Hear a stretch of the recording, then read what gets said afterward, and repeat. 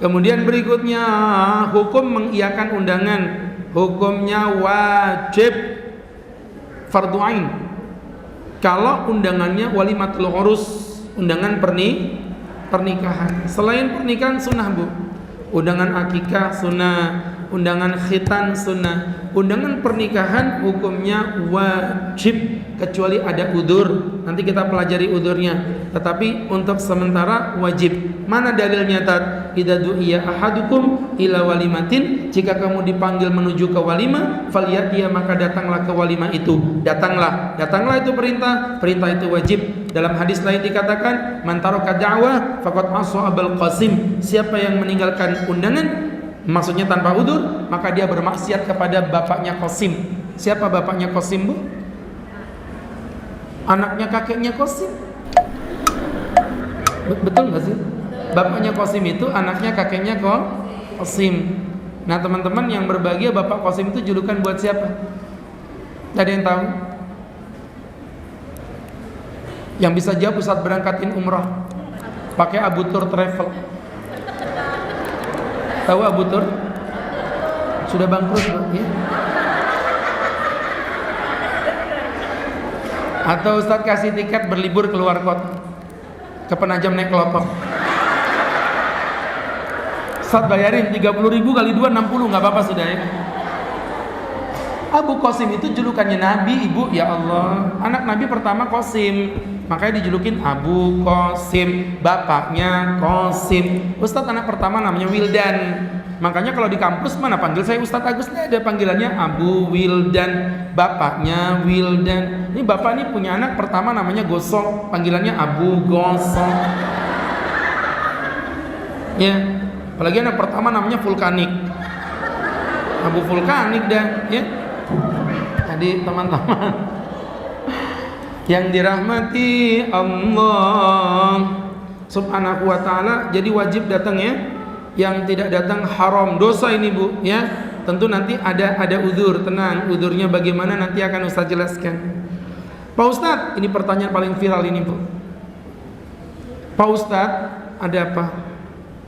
Saya diundang, apakah saya wajib datang? Wajib. Oke Pak Ustaz, saya datang. Tapi problemnya apa? Saya dalam kondisi berpuasa. Apakah saya tetap datang untuk menghadiri undangan? Teman-teman yang dirahmati Allah, jawabannya ulama sepakat tidak ada perbedaan.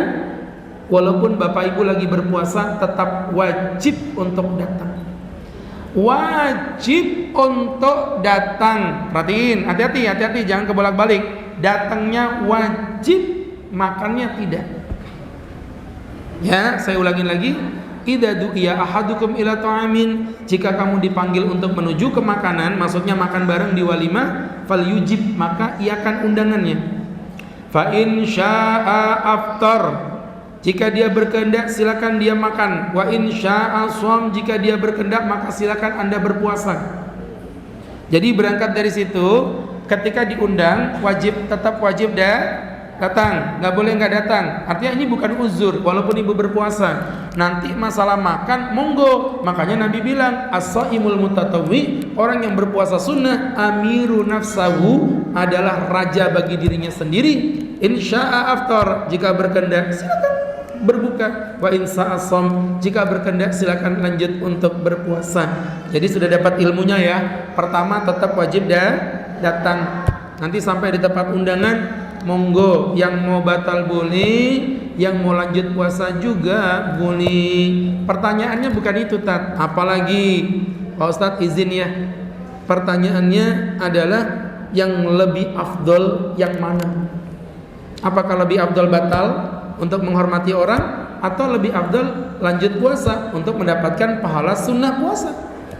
Jawabannya adalah tergantung. Tergantung apa Tat? Tergantung yang digantung. Yang digantung apa Tat? Yang suka menggantung-gantung. Pikiranmu pasti udah traveling kan? Aku benci pikiranmu. Ibu-ibu yang berbahagia, bapak-bapak, tergantung pada kondisi siapa yang kita ajak ngomong ini Bu. Mohon maaf, saya kasih kondisi aja.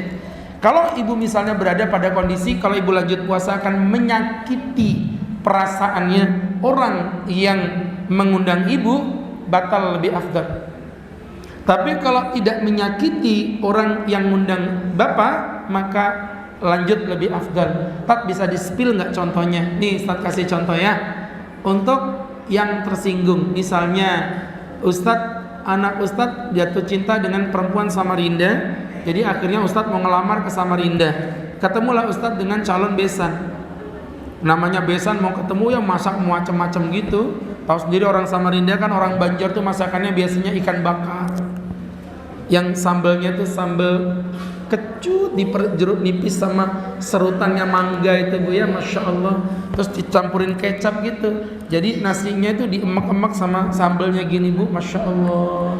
Terus ikannya itu bisa lumer enak gitu, sedap di mulut tuh. Bakaran itu kayak nyium, luar biasa ya, Masya Allah. Diemak-emak begini ya.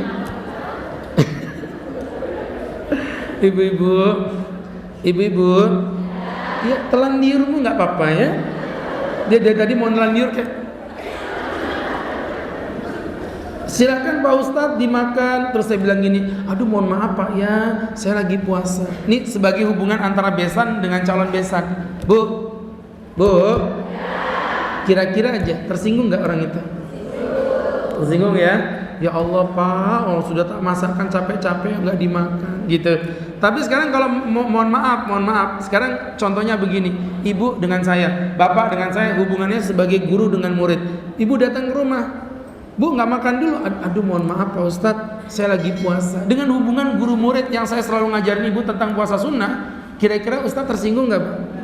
Enggak, malah seneng kok, makananku nggak berkurang ya, alhamdulillah. Jadi teman-teman, oh iya, jemaah aneh udah datang nggak bawa apa-apa, makan aja kerjaannya di rumah ustadznya. Jadi teman-teman yang dimuliakan Allah Subhanahu wa taala, begitu tuh modelnya tuh. Maka sahabat-sahabatku yang dirahmati Allah Subhanahu wa taala, dengerin teman-teman, dengerin. Di sini ustadz lebih afdal batal kalau yang contoh dengan besan tadi. Tapi kalau dalam contoh yang ibu dengan ustadz lebih afdalan lanjut. Ustadz tak tersinggung, malah ya Allah senangnya punya jemaah rajin puasa, kan senang Bu. Berarti menjalankan ilmu yang udah diajarkan. Jadi begitu ya, jangan nanti tiap diundang batal lebih afdal, batal lebih afdal. Ini kalau kayak begini terus aku udah bisa puasa sunnah Pak. Tiap hari ustadz diundang, ya kan? Jadi teman-teman yang dirahmati Allah Subhanahu wa taala, ini jadi pelajaran buat kita. Setiap diundang kasih makan, setiap diundang kasih makan. Di sini aja ustadz yang ngasih makan. Baik, jadi teman-teman yang dirahmati Allah Subhanahu wa taala.